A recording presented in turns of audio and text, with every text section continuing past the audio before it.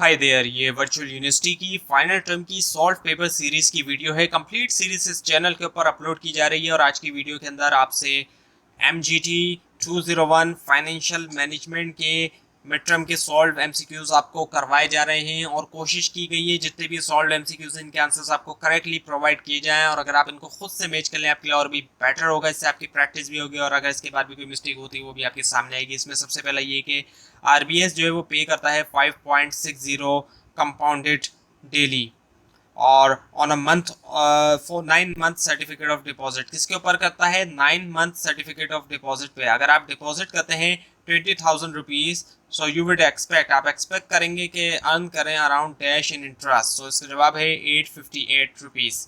उसके बाद ये कि अज्यूम करें कि इंटरेस्ट रेट जो है वो ग्रेटर है 0 से। सो इनमें से कौन सा कैश इनफ्लो स्ट्रीम जो है वो टोटलिंग 1500 आप जो है प्रेफर करेंगे? सो कैश फ्लो जो है वो लिस्टेड है in order for 1 year, 2 years और 3 ईयर्स रिस्पेक्टिवली। सो इसका जवाब है 700, 500, 300। और उसके बाद ये कि इनमें से कौन सा जो है वो आप कंसिडर करेंगे कैश फ्लो आइटम को फ्रॉम एन ऑपरेटिंग एक्टिविटी से। सो इसका जवाब है cash flow to the government for taxes. उसके बाद ये कि इनमें से कौन सी कॉस्ट जो है वो कंसिडर की जाएगी एक फिक्स कॉस्ट? सो वो है डेप्रिसिएशन। बाकी है option raw materials, bad debt losses और प्रोडक्शन लेबर। उसके बाद ये कि जब एक फर्म जो है वो एक्वायर कर सकती है दूसरी फर्म को। सो कौन सा ऑप्शन है? वो है by either purchasing the assets को परचेज करते हैं या फिर और the common equity of the target firm या फिर कॉमन इक्विटी जो है टारगेट फर्म की। उसके बाद ये कि जो बोर्ड ऑफ डायरेक्टर है अनाउंस करते हैं अमाउंट और जो डेट होती है नेक्स्ट डिविडेंड की ऑन द डैश डेट। कौन सी डेट को? डिक्लेरेशन डेट को। वाइल द डैश डेट, कौन सी डेट जो है वो फर्स्ट डेट है, वो है एक्स डिविडेंड डेट जो है वो फर्स्ट डेट है जिसके अंदर परचेजर जो है वो स्टॉक का नो लॉन्गर इंटाइटल नहीं रहता रिसेंटली डिक्लेयर्ड डिविडेंड को। उसके बाद ये कि क्या आप एक्सपेक्ट करेंगे, what would you expect to be happen? Okay, to the price को एक शेयर ऑफ स्टॉक के on the day it cost ex dividend, वो है प्राइस शुड डिक्रीज होना चाहिए by the amount of dividend. उसके बाद ये कि क्या अमाउंट है एनुअल इंटरेस्ट टैक्स शील्ड का एक फर्म के लिए जिसकी 3 मिलियन इन डेट है, जो कि पे करती है 12% इंटरेस्ट अगर फर्म जो है हो 35% टैक्स ब्रैकेट के अंदर। सो इसका जवाब है 126,000, यानी कि 1,26,000 रुपीज़। उसके बाद ये कि कैपिटल स्ट्रक्चर थ्योरी जो है वो प्रेजेंटेड होती है प्रेजेंट बाय विच। तो इसका जवाब है मोडिग्लियानी एंड मिलर। उसके बाद ये कि इनमें से कौन सा जो है वो प्रपोज करता है डेट द वैल्यू, जो फर्म वैल्यू है फर्म की वो इंडिपेंडेंट है उसके कैपिटल से, वो है M&M कैपिटल स्ट्रक्चर थ्योरी। उसके बाद ये कि कंपनी ए जो है उसको परचेज करना है दूसरी कंपनी को। सो कैसे जो है कंपनी ए जो है पे करती है बाइंग करने के लिए दूसरी कंपनी को?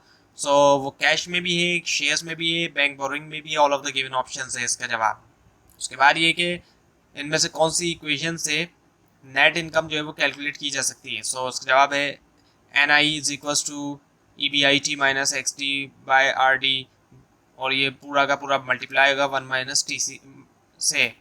उसके बाद एक इनमें से कौन सा जो है वो रेफर किया जाता है एक यूनिक टाइप जो है जैपनीज कॉर्पोरेट ऑर्गेनाइजेशन बेस करती है क्लोज पार्टनरशिप जो है किसके दरमियान? गवर्नमेंट और बिजनेस के दरमियान। इसका जवाब है कियरिट्सू।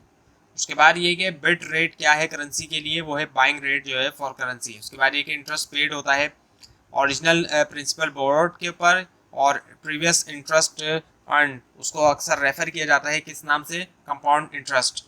उसके बाद ये कि yield to maturity on board bond वो क्या है? इनमें से क्या है? वो है discount rate that will set the present value of the payments equal to the bond price। उसके बाद ये for which of the following strategy, किस strategy के लिए economy of scale, market share dominance और टेक्नोलॉजिकल एडवांस जो है reason है most likely to be offer होंगे जस्टिफाई करने के लिए, वो है स्ट्रेटेजिक एक्विजिशन। उसके बाद ये कि अगर एक इन्वेस्टर जो है रिस्क अवर्स है सो इनमें से कौन सा ऑप्शन जो है बेस्ट सूट करता है उसको? वो है टी बिल्स। उसके बाद ये कि मोडिग्लियानी और मिलर जो है प्रेजेंट करते हैं कैपिटल स्ट्रक्चर थ्योरी, इनमें से कौन सी ईयर? वो है 1958। उसके बाद ये है कि लॉन्ग रन ऑब्जेक्टिव क्या है फाइनेंशियल मैनेजमेंट के? वो है मैक्सिमाइज करना वैल्यू जो है फर्म के कॉमन स्टॉक की। उसके बाद ये कि given no change in required return, कोई चेंज ना होना रिक्वायर्ड रिटर्न में जो प्राइस होती है स्टॉक की उस डिविडेंड इज कांस्टेंट विल, जिसका प्राइस जो स्टॉक की जिसका डिविडेंड जो कांस्टेंट होता है विल क्या होगा, रिमेन अनचेंज्ड।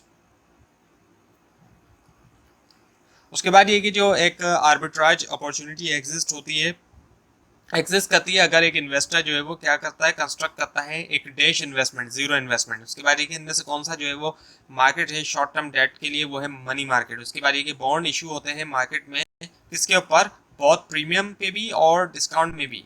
उसके बाद एक इनमें से कौन सा जो है वो फॉलोइंग इज एज EBIT, वो है ऑपरेटिंग प्रॉफिट। उसके बाद ये कि इनमें से कौन सा बेस्ट डिस्क्राइब करता है इस स्टेटमेंट को, जो कि है value of an asset is preserve regardless of the nature of the claims against is, वो है law of conservation of value. उसके बाद ये कि as the amount of dash increase, जैसे जैसे अमाउंट इंक्रीज होता है इनमें से किसका प्रेजेंट वैल्यू जो होती है next net tax shield benefit of debt की इंक्रीज होती है, वो है डेट। उसके बाद ये कि वाई द प्रेजेंट वैल्यू, क्यों जो है प्रेजेंट वैल्यू जो है कॉस्ट की जो है फाइनेंशियल डिस्ट्रेस की इंक्रीज होती है, increase in the debt ratio, वो है प्रोबेबिलिटी ऑफ डिफॉल्ट और बैंकरप्सी इज ग्रेटर। उसके बाद ये इनमें से कौन सी टाइप जो लीज की, वो लॉन्ग टर्म लीज है जो कि नॉट कंसीबल है और उसकी लाइफ जो है ऑफन सॉरी ऑफन मैच करती है यूजफुल लाइफ जो एसेट्स की, वो है फाइनेंशियल। उसके बाद ये कि अमंग द पेयर्स के दरमियान गिवन ब्लो जो आपको नीचे दिए गए एग्जाम्पल जो है एक प्रिंसिपल की है और एक एग्जाम्पल जो है वो एक एजेंट की है, यानी एक एजेंट है और एक जो है वो प्रिंसिपल है। सो वो है शेयर होल्डर और मैनेजर। उसके बाद ये कि एक 8 ईयर एन्युटी जो है एन्युटी ड्यू, उसकी प्रेजेंट वैल्यू है 1000 रुपीज़ की, अगर इंटरेस्ट जो है वो है 5% और अमाउंट जो है हर एन्युटी पेमेंट का वो क्लोजेस्ट है इनमें से किससे 154.73। और उसके बाद ये कि एक बजट कैपिटल बजटिंग टेक्निक जो कि कंसिडर नहीं की जाती as a discounted cash flow method, वो क्या है पेबैक पीरियड। उसके बाद ये कि अगर दो स्टॉक जो है मूव होते हैं सेम डायरेक्शन में together then what will be the correlation coefficient, वो है 1.0। उसके बाद ये कि अज्यूम मैनेजमेंट जो है वो लुक कर रही है क्या एक set of possible project with regard to their expected NPV, standard deviation है और इसके अलावा मैनेजमेंट एटीट्यूड है, फर्म शुड अटेम्प्ट करना चाहिए take the set of project. इसका जवाब है that falls on the highest indifference curve. उसके बाद ये कि जो ओवरऑल कॉस्ट होती है कैपिटल की, वो कंपोज करती है वेटेड एवरेज इनमें से किसका, वो है कॉस्ट ऑफ कॉमन इक्विटी है, कॉस्ट ऑफ प्रेफर्ड स्टॉक है और कॉस्ट ऑफ डेट भी है। उसके बाद ये कि upon which of the following इनमें से किसका जो है एक फर्म डिग्री जो है ऑपरेटिंग लोअर लेवरेज डिपेंड करता है प्राइमरली किसके ऊपर, closeness to its operating break even point. उसके बाद ये कि जो बीटा होता है ऑल इक्विटी फर्म का, वो है 1.2। अगर फर्म चेंज करती है अपना कैपिटल स्ट्रक्चर 50% डेट को और 50% इक्विटी को यूज़ करते हुए 8% डेट फाइनेंस, तो क्या होगा बीटा जो है लेवरेज फर्म का, वो है 2.2। उसके बाद ये कि सपोज करें कि जो यूरो है वो सेल कर रहा है एक फॉरवर्ड डिस्काउंट को फॉरवर्ड एक्सचेंज मार्केट के अंदर। सो इसका जवाब है इंटरेस्ट रेट जो है वो हायर है यूरो लैंड में यूनाइटेड स्टेट्स के मुकाबले में। उसके बाद ये कि क्या प्रोपोर्शन है एसेट्स का डेट फाइनेंसिंग में एक फर्म के जो कि एक्सपेक्ट करता है एक 20% रिटर्न जो इक्विटी के ऊपर और एक 16% रिटर्न जो है एसेट्स पे और 12% रिटर्न जो है डेट पे, वो है 66.7%। उसके बाद ये कि कौन सा ग्रुप जो है रेशियो का मेजर करता है एक फर्म की एबिलिटी को मीट करने के लिए शॉर्ट टर्म ऑब्लिगेशंस, वो है लिक्विडिटी रेशियो। उसके बाद ये कि कौन सा ग्रुप जो है रेशियो का मेजर करता है कि कैसे इफेक्टिवली एक फर्म जो है वो यूज़ करती है अपने एसेट्स को, वो है एक्टिविटी रेशियोज। उसके बाद ये कि इंटरेस्ट पेमेंट्स, प्रिंसिपल पेमेंट्स और कैश डिविडेंड ये क्या है टिपिकल जो है बजटिंग कैश फ्लो एनालिसिस से because they are dash. So इसका जवाब ये कि पहले एक्सक्लूडेड फ्रॉम है the typical budgeting analysis cash flow analysis से because they are financing cash flow है। उसके बाद ये कि अगर एक कंपनी इशू करती है बोनस शेयर को, so what will be effect, so उसका इफेक्ट क्या होगा डेट इक्विटी रेशियो पे, वो है इट विल इंप्रूव।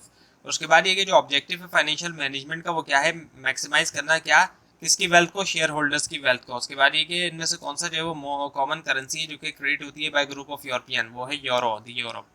उसके बाद ये कि presence of which of the following cause is not used as a major argument against the M&M arbitrage process, वो है इंश्योरेंस कॉज। उसके बाद ये इनमें से कौन सी टर्म जो है वो likely to be associate जुड़ी होगी इस फ्रेज के साथ जो कि actions speaks louder than words। उसका जवाब है फाइनेंशियल सिग्नलिंग। इसके बात ये कि इनमें से कौन सी फॉर्म जो है डाइवर्स टीचर की जिसके अंदर एक सब्सिडियरी या डिवीजन जो है वो बन जाता है एक इंडिपेंडेंट कंपनी, वो है स्पिन ऑफ। और उसके बाद ये कि मैनेजर्स प्रेफर करते हैं आईआरआर को ओवर नेट प्रेजेंट वैल्यू के ऊपर, क्योंकि वो इवेल्यूएट करते हैं investment in terms of percentage है इसके जवाब। उसके बाद ये है कि एक investment opportunity set form with two security, दो सिक्योरिटीज के साथ जो कि परफेक्टली नेगेटिवली कोरिलेट करे। सो क्या होगी स्टैंडर्ड डेविएशन जो है वो ग्लोबल मिनिमम वेरिएंस पोर्टफोलियो में है। सो इसका जवाब है इक्वल टू जीरो। उसके बाद एक इनमें से कौन सा जो है वो सिंपली जो है वो वेटेड एवरेज है पॉसिबल रिटर्न का विद वेट्स के साथ being the probabilities of occurrence. उसका जवाब है एक्सपेक्टेड रिटर्न्स। उसके बाद ये इनमें से कौन सा रिप्रेजेंट करता है ऑल रिस्क रिटर्न कॉम्बिनेशन जो है for the efficient portfolios in the capital market, वो है CML स्ट्रेट लाइन इक्वेशन। उसके बाद ये एक टेक्निक जो कि बताती है नंबर ऑफ ईयर जो कि रिक्वायर होते हैं रिकवर करने के लिए इनिशियल कैश इन्वेस्टमेंट, जो कि बेस करता है प्रोजेक्ट की एक्सपेक्टेड कैश फ्लो, वो है पे बैक पीरियड। इनमें से कौन सा डिपिक्ट करता है ब्रेक इवन पॉइंट को बेस्ट वे में बेहतर तरीके से, वो है EBIT बराबर है 0 के। उसके बाद ये कि जो अकाउंटिंग स्टेटमेंट है कैश फ्लो का रिपोर्ट करता है एक फर्म की कैश फ्लो सेग्रीगेट और इनमें से किस कैटेगोरिकल ऑर्डर में, वो है ऑपरेटिंग इन्वेस्टिंग फाइनेंसिंग। उसके बाद ये कि अज्यूम करें कि नॉमिनल इंटरेस्ट रेट जो है कंट्री के अंदर फ्रीडोनिया और यूनाइटेड स्टेट्स का वो है 6% और 12% रिस्पेक्टिवली। सो क्या इम्प्लाइड 90 डे फॉरवर्ड रेट होगा अगर करंट स्पॉट रेट है 5 फ्रीडोनियन मार्क पर $, वो है 4.2927। उसके बाद ये जो प्रेजेंस है which of the following cost, इनमें से कौन सी कॉस्ट की वो नहीं है एक major argument against the M&M arbitrage process, वो है इंश्योरेंस कॉस्ट। उसके बाद ये कि जो डिफरेंस होता है शेयर और बॉन्ड्स के दरमियान, सो क्या डिफरेंस है। सो शेयर रिप्रेजेंट करते हैं ऑनरशिप को जबकि बॉन्ड नहीं करते हैं। उसके बाद एक इनमें से कौन सा जो है वो is also known as service lease के तौर पर जाना जाता है, इनमें से कौन सा जो है वो है ऑपरेटिंग लीज। और उसके बाद ये कि जो बिजनेस होते हैं सेम लेवल ऑफ प्रोडक्शन के मर्ज होते हैं आपस में, वो रेफर किया जाता है हॉरिजॉन्टल मर्जर के तौर पे। उसके बाद ये कि इनमें से कौन सी फाइनेंशियल मार्केट रेफर की जाती है, मार्केट जो है वो शॉर्ट टर्म के लिए वो है मनी मार्केट। और फिर है कि फाइनेंस के अंदर हम रेफर करते हैं मार्केट को जहाँ पर न्यू सिक्योरिटीज खरीदी जाती हैं और बेची जाती हैं फर्स्ट टाइम के लिए, वो है क्या प्राइमरी मार्केट। उसके बाद ये कि फेल्टन फार्म सप्लायर इनकॉर्पोरेशन जो है उसका 8% रिटर्न है टोटल एसेट्स के ऊपर 3 लाख के, और जो नेट प्रॉफिट मार्जिन है 5% का। सो क्या उसकी सेल है वो है 48 और 80,000 एक्चुअली। उसके बाद ये कि जो अमाउंट होता है करंट एसेट्स का जो कि वेरी करता है सीजनल रिक्वायरमेंट के साथ, उसको रेफर किया जाता है कौन से वर्किंग कैपिटल के तौर पर टेम्परेरी। उसके बाद ये कि इनमें से कौन सा जो है वो नहीं इंप्रूव करता करंट रेशियो को, वो है borrow short term to finance additional fix asset. तो ये थी आज की वीडियो।